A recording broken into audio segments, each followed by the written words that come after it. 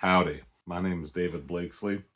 Don't quite like the shade that throws over my eyes, so I'm going to take my hat off. But I want to talk to you a little bit about the Criterion Collection and its representation of the Western genre. This is part of my review of Winchester 73, a new release from the Criterion Collection, issued on January 2025, directed by Anthony Mann, starring James Stewart. The beginning of a very memorable and wonderful collaboration between those two talents. Man behind the camera, James Stewart as the lead, and kind of the beginning of his emergence as a formidable Western character. He'd been the aw shucks guy and a great entertainer throughout the 30s and early 40s before he went off to World War II. But afterwards, he was looking to revive his career and establish himself. And these Westerns that he started with Anthony Mann and others eventually really touched on sort of deeper currents beyond the boy next door guy that he had developed a very successful reputation as. And this release by Criterion kind of completes the full circle that it began when they released The Furies. Well, this is a 2021 release, but I think this was like a 2008 when it first came out on DVD. It's spine number 435, and we're up to spine number 1248 for Winchester 73. But if you think about it, spine 435 is a pretty late entry for kind of a classic Western. And I went through my whole Criterion collection. I know there were some laser discs. Tombstone, I think, is one that stands out.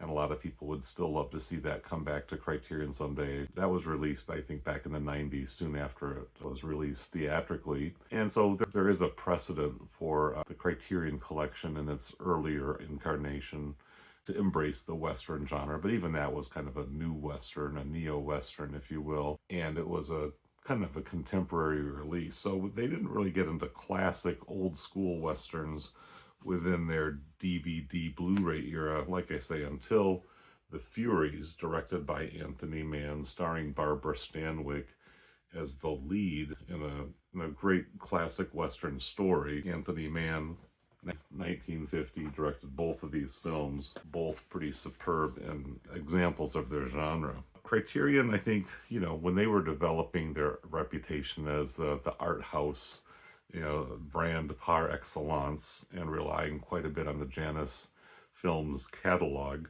maybe the Western felt a little bit out of place for the kind of company or the kind of impact or imprint that they had in the cinema scene. But a few years later, they released John Ford, Stagecoach. Now, this is about this foundational template of the Western style storytelling as you could get, probably. John Wayne, of course, star-making role in that film. Here's some others. Let's go through some of the classic Westerns, those 1950s Westerns. Jubal and 3:10 to Yuma by Delmer Daves. Howard Hawks' Red River. Another John Ford. Henry Fonda, My Darling Clementine, Showdown at the OK Corral there, Wyatt Earp and all that. Here's another Barbara Stanwyck-led Western, 40 Guns, directed by Samuel Fuller. We've got old school comedy Westerns, Harold Lloyd and the Kid Brother. This is from 1939, an older style of sort of more comedic Western. This is another James Stewart, 1939, with Marlena Dietrich, Destry Rides Again.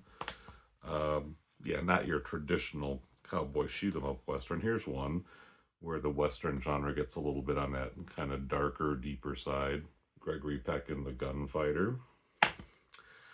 2023, Criterion really, nailed it with the Renown Westerns, one of my favorite sets of that year. I really had a lot of fun reviewing all 5 of Bud Bedecker films in this one, with Randolph Scott as the lead role. And then, Winchester 73 really fits into that classic Western type. But then we've got the kind of the neo-Westerns. Let me run through those really quick.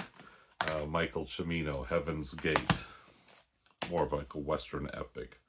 Acid Westerns, The Shooting, Ride in the Whirlwind. McCabe and Mrs. Miller. This is kind of a revisionist Western, if you will, set out in the West, but, you know, it has its own kind of Altman-esque twist to it here. One-Eyed Jacks, I think this is the one that Stanley Kubrick was going to direct at one point, but Marlon Brando ended up taking over. And this was the only film Brando ever directed. He also starred in it. It's pretty awesome, pretty impressive film. Black Westerns, Harry Belafonte and of course Sidney Poitier in Buck and the Preacher, early 1970s. Here's kind of a neo-western Lone Star by John Sayles, another neo-western Jim Jarmusch's Dead Man, and from 2024 another release, Pat Garrett and Billy the Kid. So yeah, the Criterion Collection I think will probably continue to explore and expand its offerings of the western genre. There's a lot of great stuff out there. Of course, a lot of the big popular stuff, the Clint Eastwood stuff and whatnot, is held pretty tightly by the studios. I wouldn't expect to see some of those come into Criterion anytime soon, but there's a lot of gold in them thar hills, as they say. Bye-bye. I guess it's time for me to mosey on off into the sunset.